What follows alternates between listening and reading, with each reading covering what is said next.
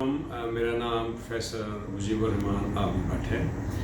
मैं consultant physician हूँ Shalimar hospital में और शुगर के मरीज़ का मैं इलाज कर रहा हूँ बाकायदगी से पिछले 30 सालों से। शुगर एक ऐसी बीमारी है जो कि इंसान के मुख्तलिफ अज़ा को अफेक्ट करती है, दिमाग को भी करती है, दिल को भी करती है, गुर्दे भी ख़राब होते हैं, असाबी बीमारी भी होती है और आँखों को भी ख़राब करती है। हम इसका इस तरह मुकाबला कर सकते हैं कि शुगर का अच्छा कंट्रोल किया जाए ताकि इस तरह की कॉम्प्लिकेशंस ना हो।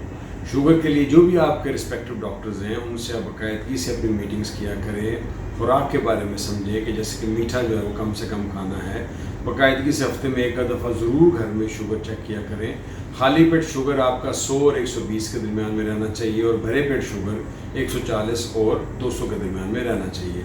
ये मोटी सी बात अपने जहन में रख लें और हर 3 से 4 महीने बाद अपना HbA1c करवा लिया करें जो कि आपका 7% से नीचे होना चाहिए।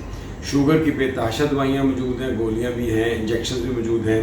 तो जो आपका डॉक्टर आपको तजवीज़ करे उस पर बाकायदगी से अमल करें और उस टाइम के मुताबिक दवाई को इस्तेमाल करें। और जो भी आपको किसी किस्म की कॉम्प्लिकेशन फील होती है, हाथ पैर सोते हैं, टांगों में दर्दें होती हैं, या अगर इसके साथ साथ अगर आपको कभी जिस्म का कोई हिस्सा कमज़ोर हो जाता है या आँखें कमज़ोर हो जाती हैं तो फ़ौरन अपने शुगर के स्पेशलिस्ट से मिलें ताकि रिस्पेक्टिव किसी कंसल्टेंट को अगर उन्हें रेफ़र करना है, न्यूरोलॉजिस्ट को, नेफ्रोलॉजिस्ट को, तो आप अकॉर्डिंगली आप उससे कंसल्ट कर सकें।